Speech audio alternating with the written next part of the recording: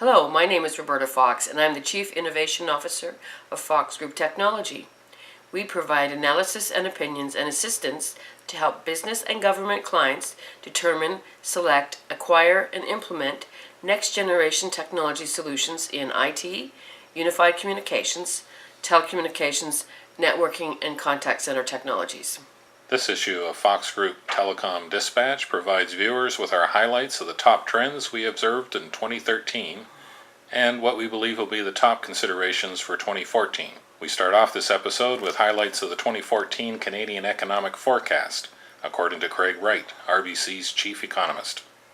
Well, Mr. Wright believes that the economic outlook for 2014 is positive, and also U.S. growth prospects are starting to improve. As we all know, Canada depends on the U.S., so having the U.S. starting to improve will be good for Canadian businesses.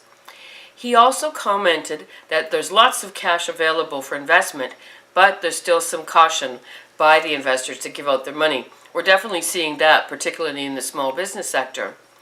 Well, also, unfortunately, with consumers, debt ratio is still high, but it is coming down as I guess Canadians, we're all starting to pay off our debts. Housing markets are relatively stable and inflation is on the downside. And lastly, according to Craig Wright, the interest rates will remain low for a long time.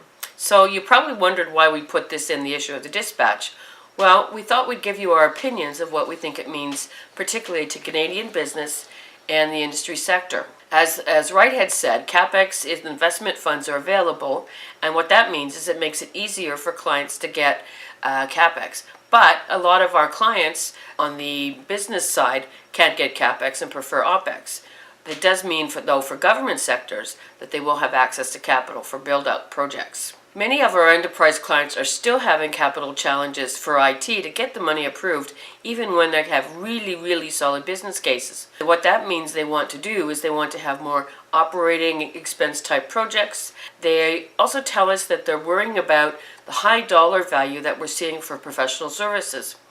And by that we mean that's the installation, the design fees, the consulting fees to put in these next generation products and services.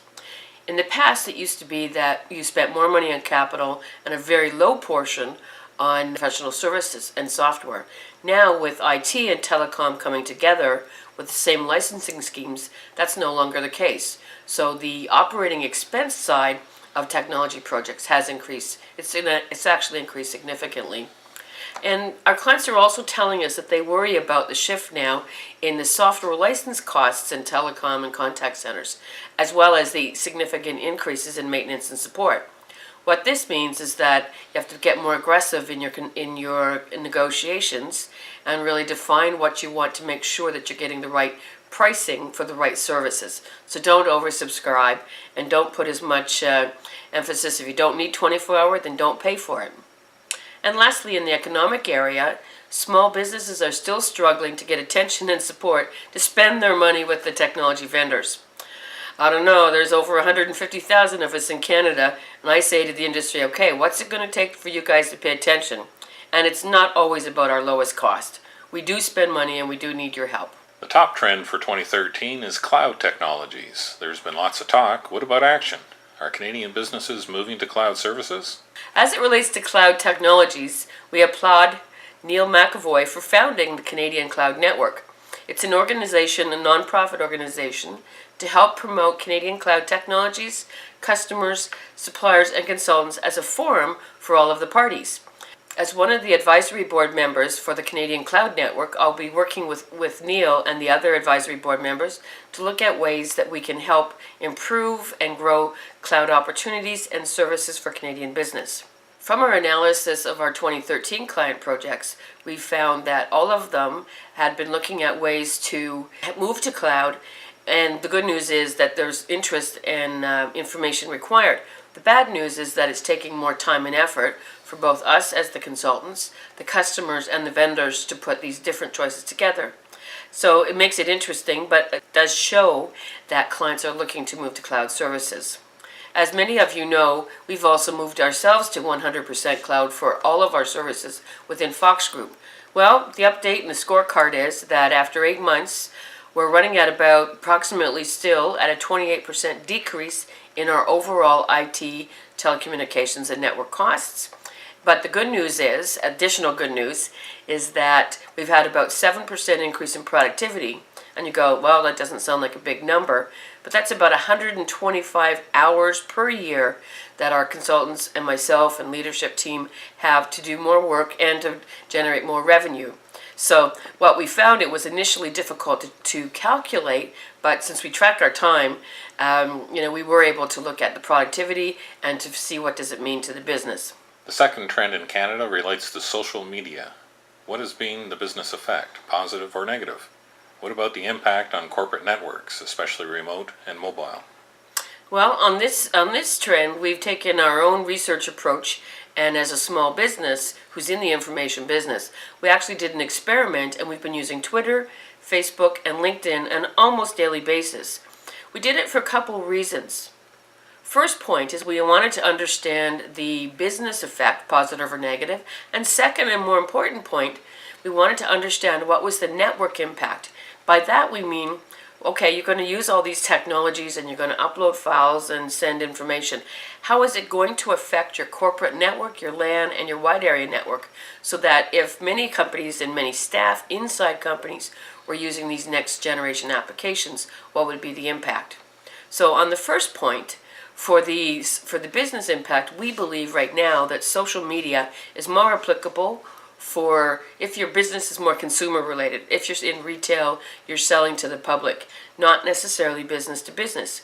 So it's made it much easier for businesses and consumers, their consumer customers, to get the word out, to give feedback, good and bad, and to communicate. We think, though, it's not as applicable for business to business. LinkedIn appears to be one of the better social business tools if you're looking at talking to other business people or other businesses per se. One of the disadvantages, though, from our research and our own day-to-day is that we're getting even a lot more resumes than we did in the past. So we'll continue to give you feedback. Now, on the network side, related to, again, the network performance, we went to the industry and said, okay, tell us how much information your application takes. So if you're downloading a YouTube or if you're uploading something or you're transferring lots of information. So the people that make the applications and put them out in the market, they really didn't have the information and or they didn't really want to provide it to us. So the other part of that is that the enterprise customers who wanted to try to look at their network performance haven't been able to get the funding to put in and manage the tools to do this. So it's a bit of a challenge, and some of the enterprise customers are concerned about the impact of these tools, or the impact rather of the social media on their networks. And if they can't monitor it and measure it, they really can't tell what the true impact is. So it'll be interesting to watch that trend for 2014 and see if more of us are going to be able to measure the network impact. Our number 3 trend is changes required in technology skills and expertise for next generation voice, data, and video solutions. It's an interesting trend, Stephen, where there's two sides of it. The core Canadian technology industry is continuing to reduce headcount, with many of the baby boomers retiring, but some of them are staying within the sector and some of them are moving to channel partners. By that mean they could be moving from a carrier to player that sells equipment and services. And what's interesting with our enterprise customers is most of them say to us that they have IT job openings, and they're in IT, they're in contact center, they're in training, and they have many of them, and that's the same across government and business sectors. They also tell us that young people are continuing to stay away from the high-tech sector and even at the engineering-oriented programs in the schools. This is going to cause more and more pressure in the future.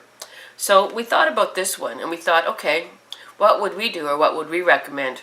Well, we encourage all of you to take a look at alternative kinds of programs to be able to have people stay in the industry longer. So, for example, why not look at, instead of having X number of full-time people, look at having double that, and it can be a combination of part-time, could be flex hours, could be semi-retired.